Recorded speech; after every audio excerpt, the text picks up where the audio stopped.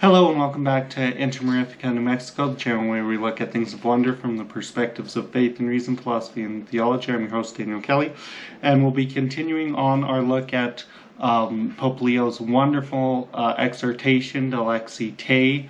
It's on how Christians are supposed to be close to the poor, and we covered about a little bit more than half of it on Tuesday, and if you haven't checked that out, you can go check out that video. But now we're going to finish it off, and where I wanted to stop last time is where he gets into the accompanying migrants section of chapter 3.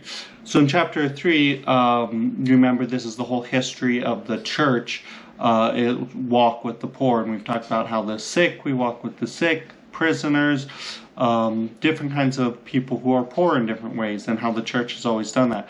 Now in accompanying migrants, which I think is very important and very powerful. He starts it off in section 73 with Christ himself, who came to what was his own, and his own people did not accept him, and that's from John chapter 1, lived among us as a stranger.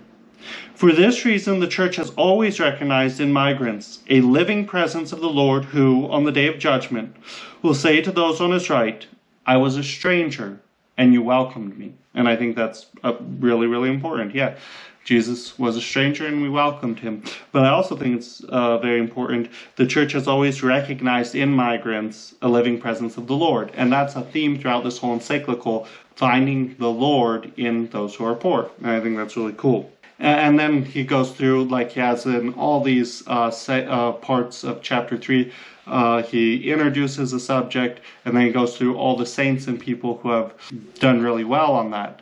So we see here, he goes through all these saints that have helped migrants, and the patroness, I really love the patroness of migrants, is the first U.S. citizen to become a saint, Saint Mother Cabrini. So that's super cool, and I love that it's a U.S. saint that's the patron of migrants. So I think we, in the U.S., have a special grace to help migrants. I think that's really cool. And then in section 75, I really think this is cool and interesting that emphasizes Pope Francis recalled that the Church's mission to migrants and refugees is even broader, insisting that our response to the challenges posed by contemporary migration can be summed up in 4 verbs: welcome, protect, promote, and integrate. Right? That's what we're called. I think we could just meditate on those 4 things. We're called to welcome them, protect them, promote, and integrate. And I think too many people would focus on one or the other of those. Those are the 4 ways that the church, that summarizes how the church says, hey, we got to reach out to migrants. So I think that's really important.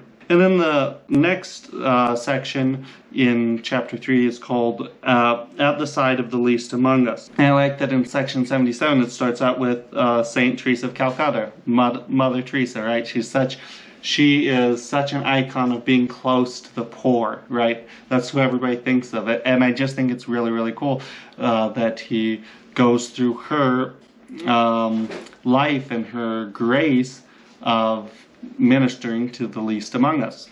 And there's so many reflections from her, but in section 77 I think this is really cool. Her love of the poor meant that she did not only take care of their material needs, but also proclaimed the good news of the gospel to them.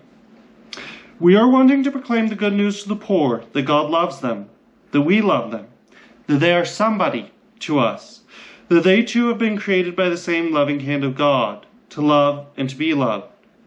Or poor people are great people, or very lovable people. They do not need our pity and sympathy. They need our understanding love. They need our respect. They need that we treat them with dignity. And I think that's really good to meditate on those, right? We don't just try to take care of their material needs. We're supposed to be close to them and give them that respect, that dignity, and that's what Saint Mother Teresa was so good at. And then he goes through a bunch of other saints that had a similar calling as Saint Mother Teresa, Saint Teresa of Calcutta. One of the most interesting, I think, is Saint Dulce of the Poor from Brazil, where she started her ministry where she would take in poor people. She was so poor herself, she was taking care of them in a chicken coop when she started. So I think that's a really cool. We always have the means to do what God wants us to do. And then the next section, the last section of chapter 3 is popular movements. And I think it's really cool. He says, yeah, we've gone through all these saints, all these orders and stuff, but one of the real important ways that we stay close to the poor is through popular movements that the church has. He says in section 81, popular movements, in fact, invite us to overcome the idea of social policies being a policy for the poor, but never with the poor and never of the poor, much less part of a project which can bring people back together, right? So we're not doing something, we don't want a charity to be something, oh, it's outside of us, here, have this money, here, have that. No, we're with them, as Saint Mother Teresa was saying. They're part of us, they're part of the body of Christ, and that's why our heart goes out to everybody around us who's lacking in some way, in all these different ways that he's talked about in this encyclical. So I think that's really cool. And then, so he's gone through the whole history of the church, and then in chapter 4, the next chapter, he's going through, it's called The History That Continues, right? We have this whole history of the church to build on and to really just sink into and be inspired by, but now the history has to continue. And he said, I love this in section 83, the church's magisterium in the past 150 years is a veritable treasury of significant teachings concerning the poor, right? And that's really true. We've been so blessed in the church for the past 150 years. Just go through the encyclicals, go through the church documents. We're so blessed. And he goes through a lot of them, right? He mentions Rerum Novarum by the last Pope Leo the 13th, right? He goes through John the 23rd, the Second Vatican Council, all kinds of blessings that we've had in the past 150 years that help us to know the social dimension of the church and what we're called to. I like this quote from Paul VI when he's going through all these different recent saints and councils and stuff. This is in section 85. Paul VI, in his general audience of 11 November 1964, he pointed out that the poor are representatives of Christ, and compared the image of the Lord in the poor to that seen in the Pope. He affirmed this truth with these words, the representation of Christ in the poor is universal. That's interesting. Every poor person reflects Christ. That of the Pope is personal. The poor man and Peter can be one in the same person, clothed in a double representation, that of poverty and that of authority. It's interesting, they connect the papacy representing Christ in the poor man too. So those are two ways Christ is represented, and really Paul VI is saying we need, to have this more, and I think that's a really interesting part I'm going to need to think on more. I might do a whole video just on that quote of Paul VI. I think it's really powerful. And then I really like this part in section 87 where he's quoting St. John Paul II, because he goes through all the popes. He goes through all kinds of popes, and it's really cool. St. John Paul II's teaching on work is likewise important for our consideration of the active role that the poor ought to play in the renewal of the church and society, thus leaving behind a certain paternalism that limited itself to satisfying only the immediate needs of the poor, right? If we do that all the time. In his encyclical Laborem Excreens, he forthrightly stated that human work is a key, probably the essential key, to the whole social question, right? Not just these social programs, human work is the key. Well, we see that in the garden in Genesis, right? Human work is the key to these problems that we're seeing, these social problems that we have. And then near the end of this, in section 89, it goes through, well, what has Pope Francis said about it? I think it's really cool. Pope Francis tried to do this a lot. He connected it to what the different bishops' conferences said. Okay, we can learn wisdom from these different parts of the church. They can share with us their wisdom. I think that was a really powerful part of Pope Francis's ministry, and I think it's has enriched us that he was always pulling from these different bishops' conferences. What are their teachings to enrich the whole church? And I think that's really cool. And then the next section is called Structures of Sin That Create Poverty and Extreme Inequality. And again, in section 93, he quotes St. John Paul II. I think this. St. John Paul II had already observed that A society is alienated if its forms of social organization, production, and consumption make it more difficult to offer the gift of self and to establish solidarity between people. So that's what we're trying to look in fixing in society. If something's making it harder to give the gift of self and to have solidarity with the people around us, that's a problem, right? If it's harder to give the gift of ourselves, for example, if we're starving or different things like that, anything that's making it harder for us to give the gift of ourselves, that's a bad thing. That's a structure that we need to change. And then in section 94, he says, welfare projects which meet certain urgent needs, so they're good for certain urgent things, should be considered merely provisional responses. I think that's really important. I can only say once more that inequality is the root of social ills. Right? Inequality. Indeed, it frequently becomes clear that in practice, human rights are not equal for all. And he already has brought back up to Fratelli Tutti, right? Pope Francis' encyclical, and there Pope Francis talked about how the root of inequality is when we don't accept objective truth. That's when all these inequalities comes out. Objective truth is the great equalizer. So I think when we look at these encyclicals together, the root of these social ills is abandoning our shared standards of truth, and thus we're going to treat people differently. I think that's really cool. And then section 96 restates one of my favorite themes from Laudato Si, from the beginning of Pope Francis's pontificate all those years ago. One structural issue that cannot realistically be resolved from above and needs to be addressed as quickly as possible has to do with locations, neighborhoods, homes, and cities where the poor live and spend their time. All of us appreciate the beauty of those cities which overcome paralyzing mistrust, integrate those who are different, and make this integration a new factor of development. How attractive are those cities which, even in their architectural design, are full of spaces which connect, relate, and favor the recognition of others? Yet, at the same time, we cannot fail to consider the effects on people's lives of environmental deterioration, current models of development, and throwaway culture. For the deterioration of the environment and of society affects the most vulnerable on the planet, right? We need to have these beautiful cities. We need to have beautiful places. That will help the poor. That helps everybody.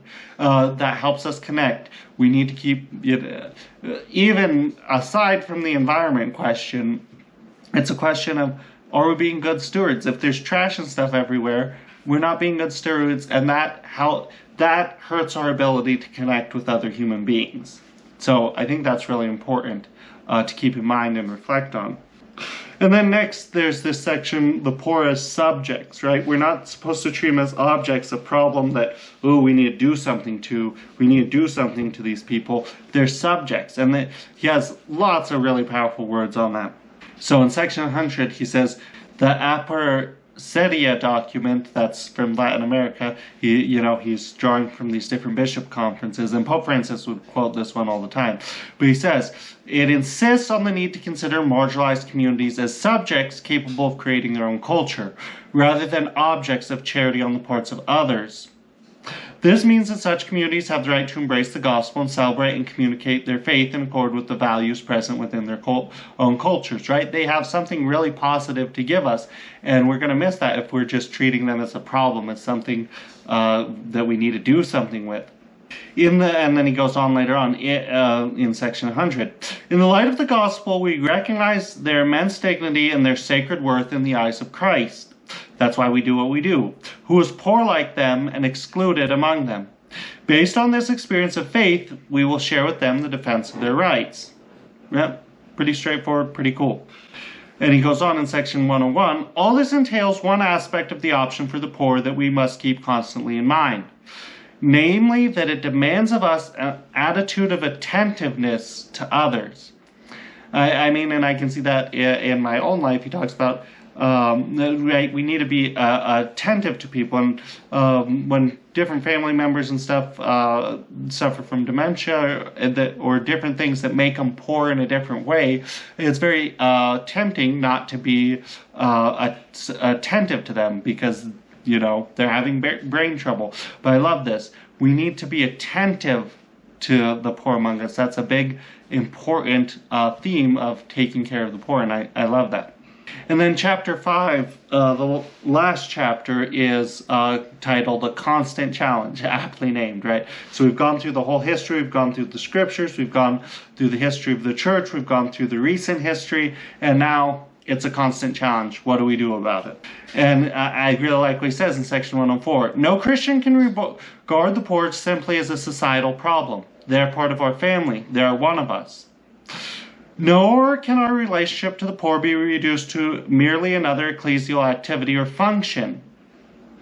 We are asked to devote time to the poor, to give them loving attention, to listen to them with interest, to stand by them in difficult moments, choosing to spend hours, weeks, or years of our lives with them, and striving to transform their situations. And then he goes on in section 105, it's called the Good Samaritan once again, right? The Good Samaritan was a big theme of the Second Vatican Council, that parable, and also Pope Francis's whole pontificate. He returned to that parable over and over and over again. And I think it really helps us to meditate on more and more the parable of the Good Samaritan. It's a really striking parable. And he, in Fratelli Tutti, Pope Francis said, which of the people in the parable are we? We need to meditate and see and change ourselves to be like the Good Samaritan. And he reiterates that, which in this document, which one are we in that parable? Where do we see ourselves? Are we too busy? What's going on? Are we the one wounded at the side of the road? Are we the wounded person? And it's really, really important, and I like that he brings back that reflection. And then he goes on, the next section is called An Inescapable Challenge for the Church Today. And that section starts with in paragraph 108. Pope St. Gregory the Great felt it necessary to remind the faithful, every minute we can find a Lazarus if we seek him, and every day, even without seeking, we find one at our door. Now beggars besiege us, imploring alms. Later, right, at the end of time, at our judgment, they will be our advocates. Therefore, do not waste the opportunity of doing works of mercy. Do not store unused the good things that you possess. Wow, that's just really powerful. I think that's one of the most powerful parts of this whole thing that we could really just meditate on. And then we forget from the last Pope Leo. The last Pope Leo, the 13th, taught us that hey, the classes, the upper class, lower class, are naturally oriented towards helping each other and not to this fighting that we see that has taken over us, from Karl Marx. And he reiterates this in section 109. Well, it is true that the rich care for the poor, the opposite is no less true.